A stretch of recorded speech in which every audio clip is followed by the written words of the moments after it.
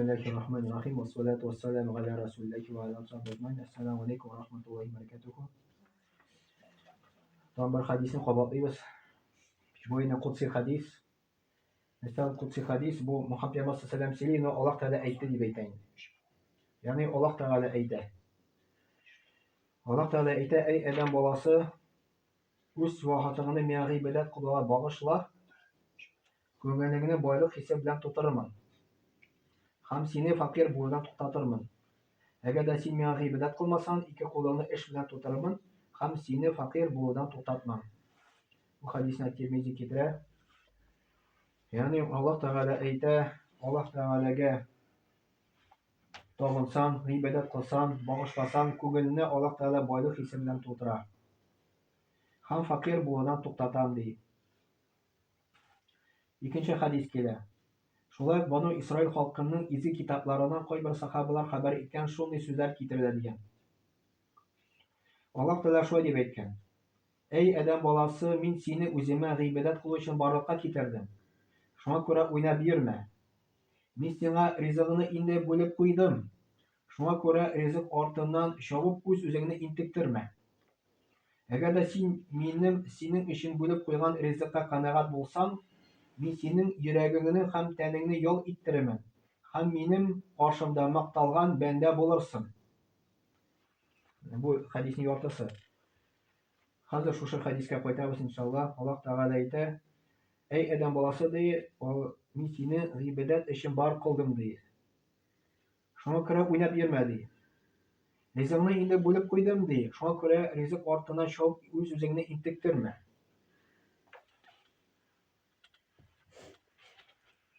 Безнең төп проблема инде ризык артыннан чабабыз.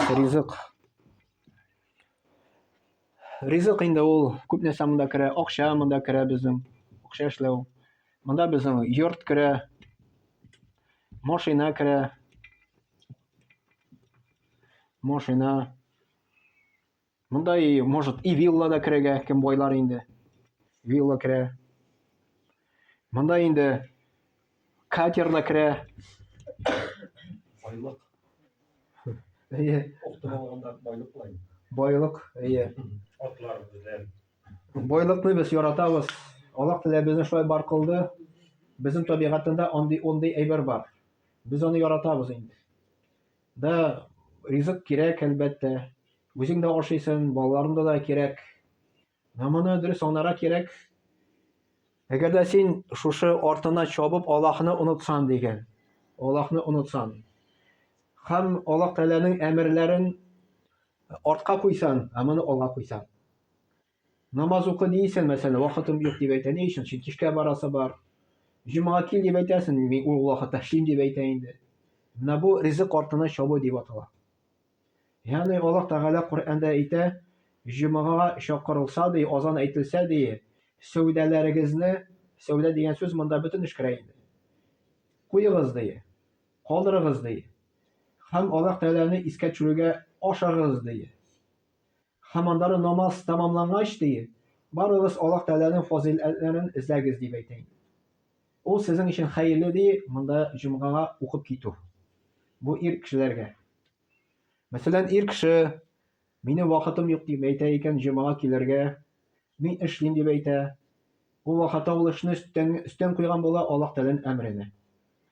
Ну если эш причина тора икән сәбәп шушы мәчеткә килүенә җомгага. Аңар шушы эшкә барырга харам, ярамый. Либо ул начальство белән килешергә тиеш. Җомгага барырга. Начальство җибәрмәсә, ул эшне ташлап икенче эшне эзләргә тиеш. Потому что Аллаһның әмере өстенрәк булып тора. Юл килеп чыга, Аллаһ Тәгаләнең ризыгын артына чаба, Аллаһның әмере үтәми. Ну әгәр дә ул Аллаһның әмере үтәсә, җомга килсә һәм ризык артыннан барса инде, теге Аллаһ Тәгаләнең әмерен үтәп, намаз укып, ураза тотып, хаҗ кыла икән һәм эшне дә калдырмый, намазын да калдырмый, намазын вакытында укый, Рамазан ураза тота. Но Аллаһ Тәгаләнең әмерен өстенрәк куя. Дөньяви малга караганда инде. Ул вакытта монысы дөрес эшли инде килеп чыга. Ул килеп чыкмый, что ул ризык артына чаба. Ул Аллаһ Тәгаләнең ризалыгы артыннан йөри дигән сүз. Но әгәр дә ул шушы эш сәбәпле җомганы калдыра, эш сәбәпле намазын калдыра икән, ул вакытта шушы ризык артына чапкан була инде. И монда ул хадистә килә, нәрсә дип? Мин сиңа ризыгыңны инде бүлеп куйдым, ди. То есть ризык бүлеп куйдым, моны сәбәп кенә туры китерә кирәк, сәбәп. Мәсәлән, Аллаһ Тәгалә һәрбер кешегә үз сәләтен биргән. Шушы сәләтне кулланырга кирәк шушы эштә инде. Кемдер укытучылыкка булдыра, укыта ала мәсәлән. Яхшы итеп. Кемдер может сәүдәгәрдер, сәүдәсе бик яхшы бара, шушы буенча башы яхшы эшли. Ул может теге мәктәптә 2гә укырга. Аннары үскәч сәүдә буенча аның башы бик яхшы эшли. Раз байып китә дә. Ни сәбәп бу шулай? Потому что Аллаһ аңар бирә, мондый сәләт Аллаһ бирде аңар. Мондый сәләт Аллаһ Тәгалә биргәч, ул мин булдырдым дип түгел, Аллаһка мактау җибәрә кирәк. Мине Аллаһ Тәгалә шулай итте, Аллаһ Тәгалә миңа мондый сәләт бирде дип, Аллаһ Тәгаләгә әлхәмдүлилләh дип мактаулар җибәрергә кирәк. Мин булдырдым түгел, Аллаһ Тәгалә миңа шулай мөмкинчелек бирде, миңа шундый теге сәләт бирде. И шул сәбәпле Аллаһка шөкер ит. Намазлары, уразалар тот дигән инде. Аллаһ Тәгалә рәхмәтләр әйт, шушы сиңа сәләт биргән өчен. Сәбәбе туры китерергә кирәк. Сәбәбен туры китерер өчен кирәк монда гыйлем инде. Теге дөньяви гыйлем. Мәсәлән, монда тәҗрибә кирәк, дөньяви гыйлем кирәк инде. Но бу сәләтне Аллаһ Тәгалә бирүче, син түгел. Менә ризык дигәндә Мухаммад пәйгамбәр саллаллаһу алейһи әйтте, хадисләрдә килә. Аллаһ Тәгалә ярата ди менә мазоллы кулны. Мухаммад пәйгамбәр саллаллаһу алейһи шушы мазоллы кулны күтәрде дә и әйтте, моны Аллаһ ярата ди, һәм аны ишесе ярата ди. Ягъни син любой хоть эштә эшлисең, хоть фермада эшлисең, хоть сәнәк белән эшлисең, ул бөтен эш мактаулы. Аллаһ каршында бөтен эш мактаулы санала. Но син не должен шушы эшне Аллаһ Тәгаләдән өстенрәк куярга, аны әмрене. Намаз вакыты җитте, эшне читкә куй, намаз укы, аннары тагын эшне эшлә дигән инде. Аллаһ Тәгалә бит намаз укудан күп вакыт таләп итми бездән. Мин синең йөрәгеңне һәм тәнеңне ял иттермен ди. Әгәр дә ул беренче урынга куйса Аллаһны,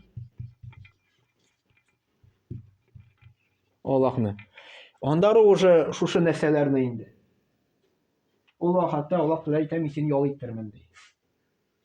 Күңелне ял иттерәчәк. Ул сәбәбен кыла, но просто ул теге артыгы белән итмичә инде. Теге ул спокойно гына эшли, спокойно эшкә бара. Аллаһ Тәгалә аңар үзенең ризыгын бирә барыр. Но сәбәбен туры китерә кирәк, бар сәбәпсез булмый. Бу турында хадис килә, Мухаммад пәйгамбәр саллаллаһу алейһи әйтте, әгәр дә сез кош кебек булсагыз ди, Аллаһ Тәгалә сезгә ризыкны, юк, ул әйтә, әгәр дә сез дөрес итеп Аллаһ Тәгаләгә таянсагыз ди, ризык эзләвендә инде, ризык эзләвендә. Аллаһ Тәгалә сезгә ризыкны бирер, кошка биргән кебек ди. Кош иртә белән очып китә ди, аш карны буш ди. Кире кайта ди, тулы булып кайта ди. Карагыз, шушы хадистән галимнар әйтәләр, кош ул тик утырмый ди, аңар күктән яумый бит инде. Ул кулана Аллаһ Тәгалә биргән нәрсәләр белән. Аллаһ Тәгалә аңар бирде канатлар, китә канат белән эзләп йөри. Шушы эзләгәндә ризыкны Аллаһка тояна.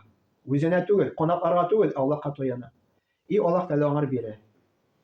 Нәкъ шулай ук ризыкны таләп итүеннән без дә шулай эшләргә тиеш. Без сәбәбен кылабыз, күпме булдыра алабыз, эшкә чыгабыз, но ризыкны бирүче Аллаһ, син түгел. И күпме сиңа Аллаһ бирә, теге разый бул дигән инде. Разый бул. Әгәр дә мин каршымда макталган бәндәләр булырсың ди, әгәр дә син синең өчен бүлеп куйган ризыкка канәгать булмасаң дигән. Ягъни ризыкка канәгать түгел. Ну, мәсәлән, син фермада эшлисең икән. Сиңа канәгать түгел икән. Ну, сиңа Аллаһ бирде бит инде. Үземнең кодрәтем һәм биеклегем белән ант итәмен ки, мин бу дөньяны синең өстеннән хакимлек иттерәчәкмен. Һәм син бу дөньяда кыргый хайваннар кырда чабып йөргән кебек чабып йөрерсең. Соңыннан барыбер минем сиңа тәкъдирдә бүлеп куйган ризыгым гына булачак. Ну, мәсәлән, представьте, кеше җомганы калдырыр эш сәбәпле. Аңар артык ризык килми аның. Аны белән. Аны белән артык ризык килми. Бер сәгать ул выиграть итте, но ризык бит Аллаһның кулында. Ул уйлый, ул что выигрышта дип, ул проигрышта. Аның проигрышта ахираты килеп чыга. Ә җомга килсә, ахиратта плюс була, дөньяда да плюс була аның. Мәсәлән, шушы җомга сәбәпле сине эштән кудылар икән. Ни сәбәпле кудылар сине? Син бит аны Аллаһ Тәгаләдән куркып моны иттең. Аллаһ Тәгалә әйтә, мин аның эшен дие, яхшырак бирәмен ди шушы эшкә караганда ди. Да, ул может начальник аңа рөхсәт бирмәгән җомга килергә. Калдырды, эштән аны кудылар шушы җомга сәбәпле дип әйтәбез. Но бит ризык Аллаһның кулында. Но яра аны кудылар, Аллаһ Тәгалә икенче җирдә аны эш ачачак. Икенче җирдә ул эшләячәк иншалла. Аллаһ Тәгалә аннан бәрәкәтен бирәчәк иншалла. Так, андары соңыннан барыбер минем сиңа тәкъдирдә бүлеп куйган ризыгым гына булачак. Һәм син минем каршымда түбән бер адәм булачаксың. Мин 7 кат күкне һәм 7 кат җирне баракка китердем. Һәм аларны баракка китергәндә аз гына булса да арымадым. Әллә мине бернинди дә авырлыксыз сиңа яшәү өчен бирә торган бер күмәч ипи арытамы? Эй адәм баласы, дөреслектә мин үземә буйсынмаган кешене онытмадым. Шуңа күрә ничек инде мин үземә буйсынучы кешене онытыйм дигән. Ягъни Аллаһ Тәгалә ризыкны бирә бөтенесенә. Кафиргә дә, мусламанга да бирә. Даже кем Аллаһка каршы килә, даже кем Аллаһ Тәгаләгә каршы диненә килә, даже шигырьләр яза, даже сугыша Аллаһ Тәгаләнең каршысы, диненә каршы. Аллаһ Тәгалә бар аңа ризык бирә. Бар бирә. Потому что Аллаһ Тәгалә ул ризыгын уже бүлеп куйган бу дөньяда инде. А Аллаһ Тәгалә ризык бирү аңар, это не означает, что Аллаһ аны ярата. Мәсәлән, байлык, это не означает, что Аллаһ Тәгалә аны ярата. Или кеше мискин, это не означает, что Аллаһны яратмый. Байлык белән мискинлек ул просто ул сынау. Кемгәдер байлык сынау, кемгәдер мискинлек сынау. И син должен шушы сынауны үтәргә. Байлар шөкер итәргә тиеш, ә мискиннәр сабыр итәргә тиеш. Икесенә дә сынау, бу да сынау үтә, бу да сынау үтә. Аны әйтәләр галимнар, байлыкта сынау авырак ди. Байлыкта, потому что дөнья ачыла. Дине тотарга авырак килеп чыга. Җомга йөрергә авырак килеп чыга. Аны вакыт юк аның җомга бирергә. Ул гел дөнья белән машгуль, гел акча белән машгуль. Анда дөреслектә мин үземә буйсынмаган кешене онытмадым дигән. Так, аннары мин бит Рәхимне хуҗа һәм мин бөтен нәрсәгә дә кудрәтле. Эй адәм баласы, миннән иртәгәсе көн өчен ризык сорама. Ничек мин синнән иртәгә кылынырга тиешле гамәлне сорамаган кебек. Мәсәлән, безнең бар киләчәк һәм үткән. Мәсәлән, әйтәбез будущее. Без әйтәбез прошлое. Һәм настоящее.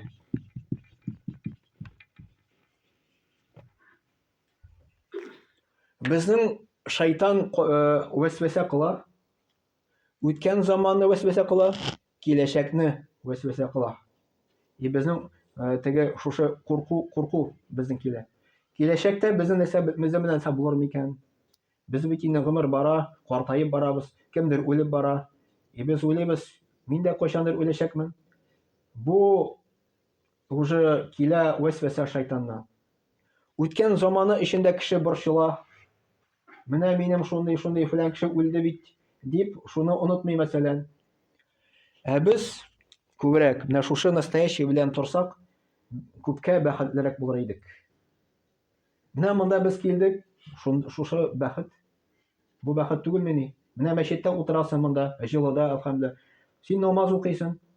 Шушы бәхет. Аннары өйгә кайтып киттең, өйдә абзарга чыгып киттең, настоящий белән яшисең, ул бәхет. Без кайдыр киләчәктә нәрсәдер бәхетне эзлибез инде. Или үткән заманда нәрсәне онытмыйбыз. Юк, даже психологлар әйтәләр, настоящий белән торыгыз ди.